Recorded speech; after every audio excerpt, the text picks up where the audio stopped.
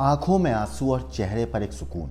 ये सुकून इसलिए है क्योंकि ये अपने देश भारत लौटी हैं। इस महिला का नाम है दीपिका, जो ओमान गई थी रोजगार की तलाश में, लेकिन वहां उन्हें बंधक बना लिया गया। इनको मारा गया, पीटा गया, धमकाया गया, टॉर्चर किया गया। आगे की कहानी आपको बताऊं उससे पहले आप इनकी तकलीफ की कहानी आप उस वीडियो में देखिए जो इन्होंने ओमान से भेजी थी। सर, मेरा नाम दीपिका है। मैं भिलाई शहर से हूँ और मैं यहाँ ओमान देश में आकर के फंस गई हूँ। सर, मेरे को कोई झूठ बोल के यहाँ पे ला के फंसाया है। मैं चाह कर भी यहाँ से नहीं निकल पा रही हूँ, पूरा बंद कर दिए हैं। मेरे को इन लोग मारे पीटे और फिर मैं बोली कि मुझे घर जाने दो, तो बोलते हैं इन लोग कि तुम मुझे 2 से 3 लाख रुपए दो, उसके बाद तुम जाना यहाँ से, वरना तुमको हम लोग जाने नहीं देंगे यहाँ से, वरना दूसरे जगह बेचेंगे और तुमसे पैसा वसूल लेंगे। सर, मैं क्या करूँ? मुझे बचा लीजिए सर, मुझे दूसरी जगह नहीं बिकना है सर, मुझे बचा लीजिए। बहुत तकलीफ में हूँ सर, बहुत टॉर्चर करते हैं लोग, बहुत गाली गलौज भी करते हैं सर, मैं बहुत परेशान हूँ सर। नमस्ते। एक महिला जो अपने सपनों को पूरा करने और रोजगार की तलाश में 2676 किलोमीटर दूर ओमान जाती है। मन में हजारों सपने और कंधों पर जिम्मेदारी लिए ये महिला ओमान पहुंचती है, लेकिन वहां इनको पहुंचकर पता चलता है कि इन्हें फंसाया गया है। असल में छत्तीसगढ़ की रहने वाली महिला, जिनका नाम दीपिका है, वो ओमान में बंधक थी, जिसकी अब वतन वापसी हो गई है। दीपिका ने वीडियो जारी कर पूरी बात बताई थी और मदद मांगी थी। इसके बाद सरकार ने दीपिका को वापस भारत लाने के लिए पहल की। दीपिका रोजगार की तलाश में ओमान पहुंची थी, वहां उसे बंधक बनाकर पीटा गया, मगर अब दीपिका एम्बेसी के सहयोग से वापस अपने घर पहुंची हैं। उन्हें रिसीव करने वैशाली नगर विधायक रिकेश सैन खुद पहुंचे। रायपुर एयरपोर्ट पर पहुंचने के बाद दीपिका से उप मुख्यमंत्री विजय शर्मा और विधायक रिकेश सैन ने मुलाकात भी करी। दरअसल सोशल मीडिया पर कुछ दिनों पहले एक वीडियो वायरल हुआ था, जिसमें छत्तीसगढ़ के दुर्ग जिले की रहने वाली 29 साल की दीपिका ने ओमान से मदद की गुहार लगाई थी। दीपिका काम की तलाश में साल 2023 में मई के महीने में ओमान पहुंची थी। वहां दीपिका जिस घर में काम करती थी, उस घर के लोगों ने उसे बंधक बना लिया था। दीपिका का जो वीडियो वायरल हुआ, उसमें उन्होंने कहा था कि उससे झूठ बोलकर ओमान में लाया गया और बंधक बना लिया गया। उसके साथ मारपीट की जाती है। वो वापस भारत नहीं लौट पा रही है, उसे दूसरे लोगों के पास बेचने की धमकी दी जा रही है। दीपिका ने उस वीडियो में, उसके बाद जब दीपिका से बातचीत हुई, उन्होंने बताया कि जब वो ओमान से निकली तो उसके पास पैसे नहीं थे, जिससे काफ़ी परेशानियों का सामना करना पड़ा। छत्तीसगढ़ शासन ने ओमान से दिल्ली और विधायक रिकेश सैन ने उसे दिल्ली से रायपुर लाने की व्यवस्था करवाई। हाउसमेट की नौकरी के लिए दीपिका केरल की एक प्लेसमेंट एजेंसी के जरिए ओमान गई थी। कुछ लोगों ने दीपिका को ओमान में एक घर के अंदर खाना बनाने का काम दिलाने की बात कही थी। इसके बाद दीपिका को दुर्ग से हैदराबाद लाया गया और फिर वहां से उसे मस्कट के लिए भेजा गया और उसके बाद मस्कट एयरपोर्ट से दीपिका को हफीज़ा के घर जैनब नाम की महिला लेकर गई, जहां उसे बंधक बना लिया गया था। तो आप पहले वो वीडियो देखिए और सुनिए कि दीपिका ने क्या कहा। जी, मेरा नाम जोगी दीपिका है। मैं भिलाई शहर से हूँ और भिलाई दुर्ग मतलब जिला यहाँ पड़ता है, और मैं यहाँ हूँ और मैं ओमान देश जा कर के फंस गई थी। हैदराबाद से फंसी थी। हैदराबाद के जो अब्दुल्ला हैं वो मतलब लेके गए थे कुकिंग के काम के लिए, और वहाँ जाके पता चला हाउसमेट का भी काम करना है।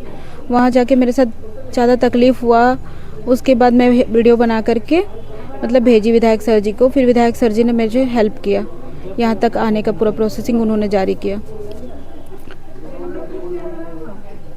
वहाँ पे आप बंधक थे, तो कैसे छुटकारा मिला? बंधक में थी, वहाँ पे मुझे मारा पीटा गया, फिर मुझे बंधक बन के रखे। उसके बाद मुझे वहाँ से निकलना था, तो मैंने विधायक सर जी से बात की और मेरे हस्बैंड ने भी बात की, और वो बोले कि तुम्हें वहाँ से निकल के भागना है एम्बेसी ऑफिस, उसके बाद हम निकाल लेंगे। तो फिर मैं वहाँ से विधायक सर जी के दौरान वहाँ से निकली और फिर एम्बेसी ऑफिस गई, और विधायक सर जी ने मुझे 1 हफ्ते के अंदर ला के यहाँ रखे, क्योंकि वहाँ लोग एम्बेसी में लोग साल भर से फंसे हुए हैं। लेकिन विधायक सर जी की दुआ से मैं यहाँ पे आ गई हूँ। उनकी पूरी प्रोसेसिंग इतना लगे कि मुझे ला करके यहाँ खड़ा कर दिया अपने भिलाई शहर में। उप मुख्यमंत्री में चर्चा की विजय शर्मा जी? हाँ, उन्होंने बात किया। उन्होंने भी बात करके मतलब वहाँ एम्बेसी में बात किए थे, तो मुझे ये तो नहीं पता था वो कौन है करके, तो मुझसे बात किए कि आप टेंशन मत लो, आप सुरक्षित वहाँ से निकल जाओगी, आपको पूरे निकालने की वो चल रही हैं। कौन बात किया? विजय शर्मा कौन? मतलब रायपुर के हैं, क्या बोलते हैं, उप मंत्री को सीएम बोलते हैं क्या, उप मंत्री डिप्टी, उन्होंने मेरे से बात किया, मुझे पता नहीं था। अब ओमान से भारत कैसे पहुंचे और छत्तीसगढ़ बताएंगे? मैं ओमान से तो एम्बेसी वाले ने टिकट करा के दिए थे, और उसके बाद दिल्ली आई, तो दिल्ली से फिर मुझे विधायक सर जी ने टिकट करवाया, 2 बार मतलब टिकट कराया मेरा।